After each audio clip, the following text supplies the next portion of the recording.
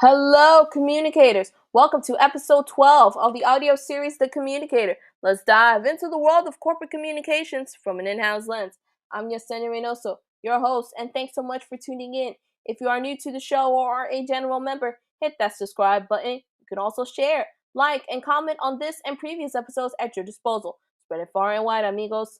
I'm available on social media, so follow me on Instagram, LinkedIn, and Twitter/X. All my handles are listed in the episode description box below.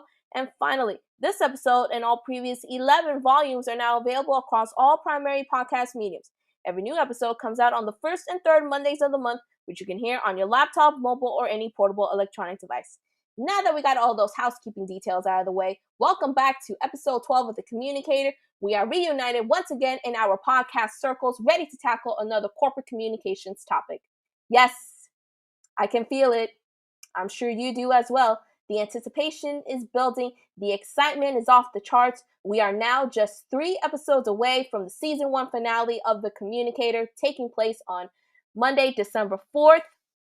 The fact that we were able to get 15 episodes in is something that I am very elated, and it is because of you, the Communicator community, that we are sealing up the first chapter of this book and ready to write what I hope will be an extensive number of chapters. The fact is, I really wanted the Communicator to be something of a good source for all of you, and to see it on its way to becoming just that just simply brings a smile to my face. And ironically enough, we ended up having a 5th Monday of the month for October, which is exciting to say the least. But because of that, it also adds an extra trinket into the schedule. Because of this, obviously, we're going to be releasing episode number 12 on Monday, October 30th, but you're going to be getting a very early Christmas gift. Back-to-back weekly episodes of The Communicator. Yes, that means episodes 12 and 13 will be distributed weekly, and then it goes back to its bi-weekly schedule, where episode number 14 will then be released on the 3rd Monday, and it will all pave the way to our season 1 finale on December 4th. So, circle those dates. Episode 12, October 30th. Episode 13, Monday, November 6th. Episode 14, Monday, November 20th. And finally, episode 15, season 1 finale, Monday, December 4th. That way, the train will remain on track schedule-wise, and we'll be able to close out the Communicator in grand style. In addition, because we're going to be doing a back-to-back episode, I thought it would be perfect, given everything that has happened, to focus on 2 core communications components that every PR pro or business owner or team in general need to have in their arsenal: a communications plan and a communication statement. Episode 12 is going to be tackling communications plan. Episode 13, communications statement. These 2 episodes, on top of the entire compilation of season 1, is all about the basics, the foundation, setting up the structure for what we hope to be will be a very interactive 360 overview of the entire corporate communications umbrella. Consider season 1 as the one-on-one, the FAQs, the how to know or get to know the corporate communications umbrella. I really wanted season 1 to be all about the basics, giving each and every one of you the introduction into the corporate communications world. What does it entail? How does it work? And why is it important to have it?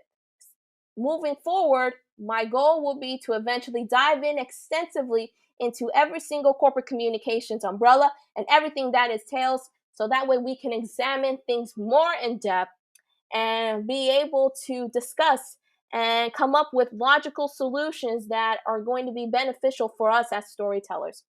And so, with the laying down of the train tracks, I should say, my hope is that this train will then be able to move effectively and efficiently, and then navigate even more extensively into what the communications ecosystem entails.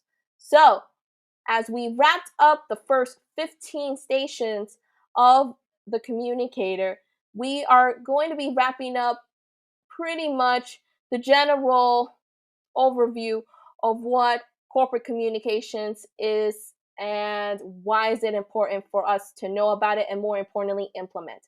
And so, with that in mind, let's dive into episode number 12, which is going to put the focus on communications plan. What is a communications plan, its components, and why is it important for every organization to have one? So, let's communicate about plans, shall we? Great.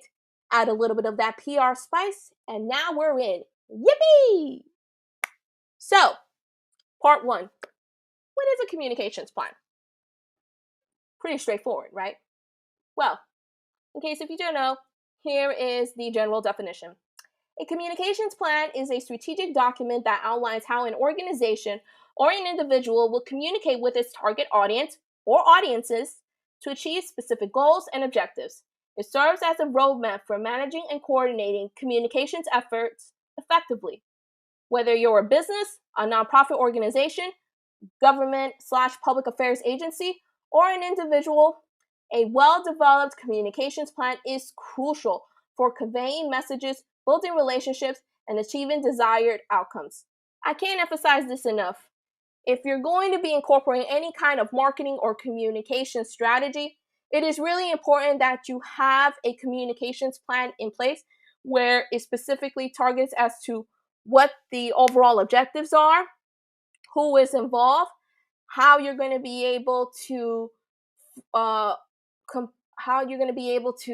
an audience, the timeline, and what is the end game in all of this, and how and what kinds of mediums are you going to be utilizing in executing that strategy, and of course the analytics. How is it going to be measured? Why is it important for us to focus on the KPIs? What is the financial component that's going to be interwoven in? All of those are incredibly important when you're developing your communications plan. From what is a communications plan, we're now going to focus into the key ingredients as to what you need to create that communications plan. And all of it gets dwindled down to 14 key components.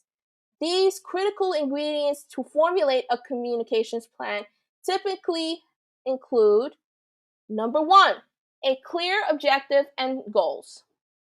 Start by defining the specific objectives and goals you want to achieve through your communications efforts. These should be SMART goals: specific, measurable, achievable, relevant, and time-bound, to provide clear direction. Obviously, we all know the SMART goals. If you were in high school or college, or even during the very early days of your career, we have all known and come to know and understand what are SMART goals and how they need to be implemented. Ingredient number two, target audience analysis. Identify and analyze your target audience or audiences. Understand their demographics, preferences, needs, and behavior. Tailor your communications to resonate with these audiences. Number three, key messages.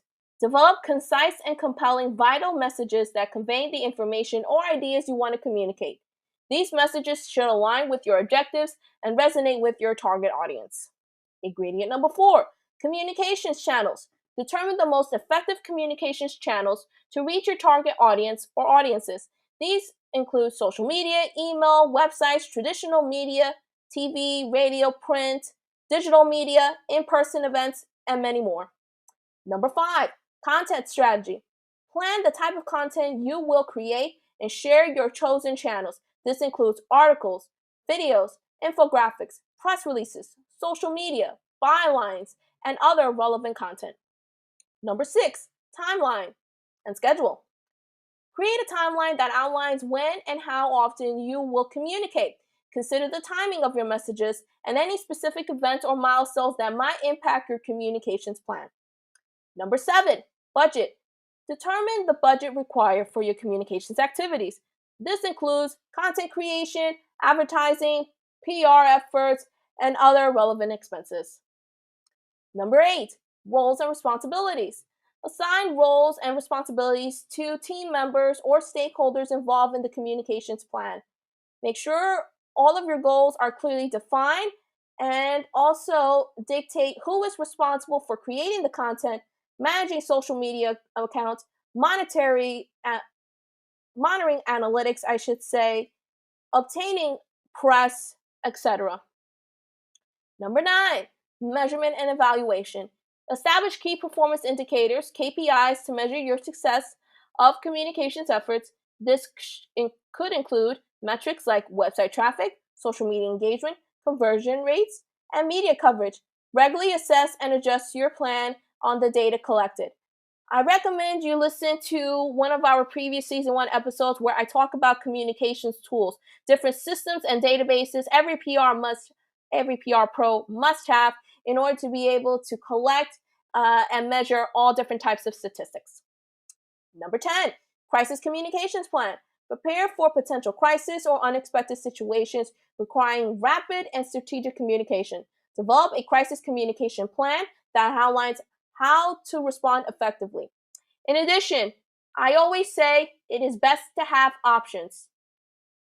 Better to have a plan B, C, D, E in case if anything falls through with your plan, you'll be able to quickly adapt and adjust utilizing any of your alternative options, reinsert it into your primary communications plan, and then be able to continue to monitor and execute your strategy without any issues. Number 11, stakeholder engagement. Consider how you will engage with stakeholders, including feedback mechanisms and opportunities for two-way communication. Number 12, legal and compliance considerations. Ensure your communications plan complies with relevant laws, regulations, policy, procedures, and ethical guidelines. This is particularly important when dealing with sensitive issues or industries with very strict compliance requirements. Number 13, resource allocation. Allocate resources, including staff, tools, and technology, to support the execution of your communication plan effectively. And finally, ingredient number 14, review and iteration. Regularly review and update your communication plan to adapt to changing circumstances, audience feedback, and the achievement of your objectives.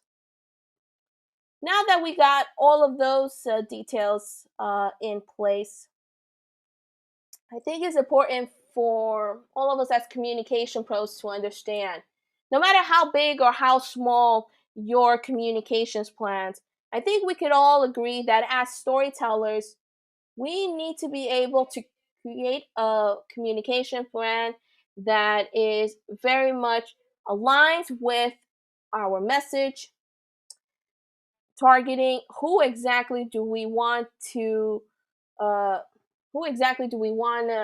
target in terms as our audience, and be able through those mediums and channels be able to do it in their authentic voice.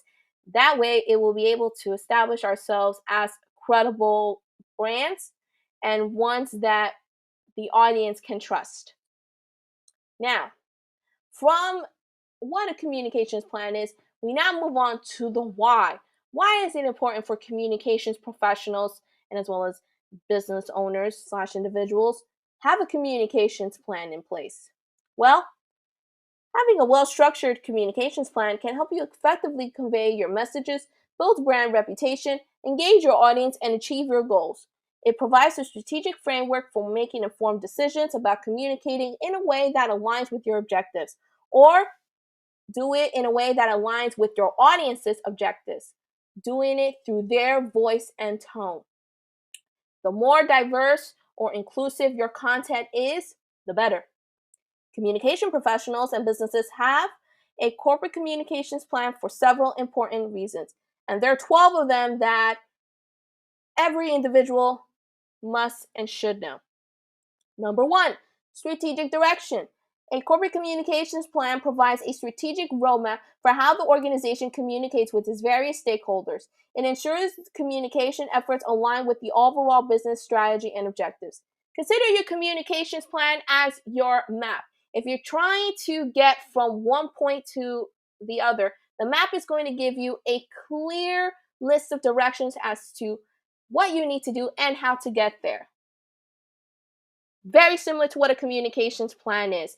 It lists all of the details, the directions that you need to do from a communication standpoint to be able to get your communications car in place and be able to drive smoothly in the direction it needs to go so that way the maximum results can be achieved.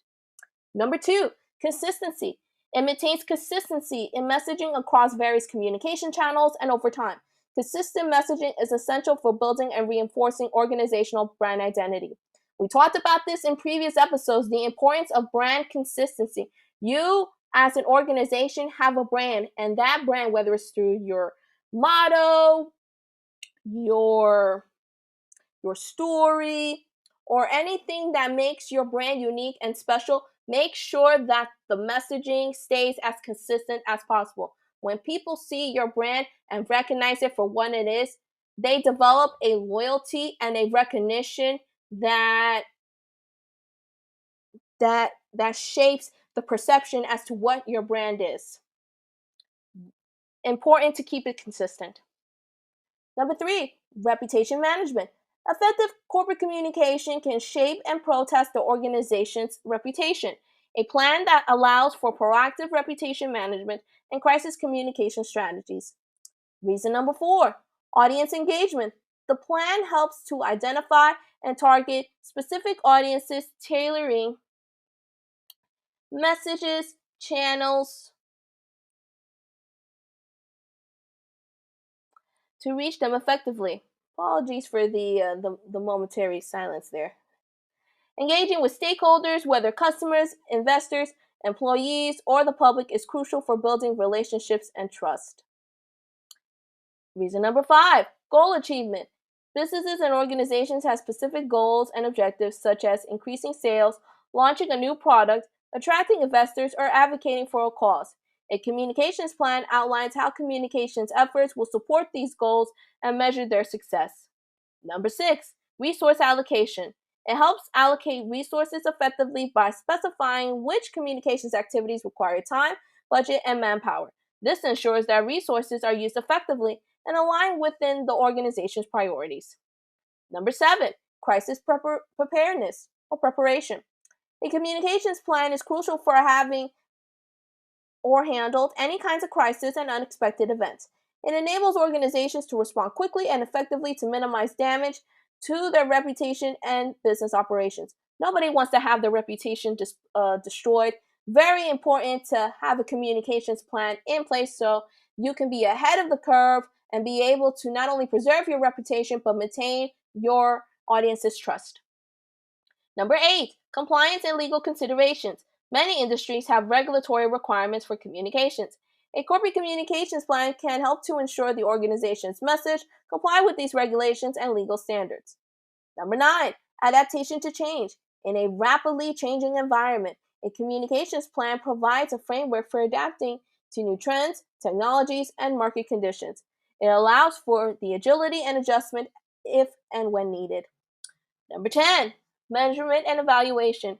Having a well-defined plan which includes metrics, key performance indicators or KPIs for short, to measure the success of communications efforts, and in addition, this data-driven approach will enable organizations to assess the impact of their communications plans and make informed decisions for ever-evolving improvement. Number 11, stakeholder and employee relations. Effective corporate communications fosters positive relationships with employees and stakeholders, which includes as well customers, suppliers, shareholders, and the community in general. A plan that helps identify the best ways to engage and interact with these groups. This is where external and internal communications can come together when it comes to building and solidifying relationships. And finally, number 12, competitive advantage. A well-structured communications plan can give an organization a huge competitive advantage. Clear and effective communication can set a business apart in the eyes of customers and investors. And it's all about getting ahead in today's world. You want to have a brand that is unique, unorthodox, and very transparent in order to attract audiences' attention and, more importantly, be able to build a following that is going to be loyal to your brand, services, program, products, or anything else that you're trying to sell. Wrapping up, a corporate communications plan is a critical tool for businesses and organizations to manage their image, achieve their goals, and navigate the complexities of today's communications landscape. It all but assures that communication efforts are strategic, consistent, and aligned with the organization's mission and objectives. And so, with that, that wraps up episode number 12 of the Communicator. We have come to the end of it. Any questions, comments, anything that you agree or disagree with? What topic should I focus on next? Any feedback is highly welcome. Just email me at yr.ymedia@gmail.com. The email is listed in the episode description. Don't forget to follow me on social media and on the Communicator. Hit those subscribe buttons once again and share, like, and comment away as we continue to elevate this podcast. Leave a 5-star rating or review. And lastly, tune in to episode number 13 in 1 week, where we're going to be focusing on communication statements. Remember, I really hope that episode 12 gives you the law of the land and a general overview as to what a communications plan is, what is it all about, the ingredients, and why is it important to have in your arsenal. And then we're going to be shifting course to episode number 13, where we're going to talk about communication statements. Remember, season 1 is the one-on-one for everything that is corporate communications. And I cannot wait to finish up these last 3 chapters and close the book on season numero uno. Thanks again for tuning in, and I will see you next time on the opposite end on the corporate communications spectrum. Till then, everyone, see ya.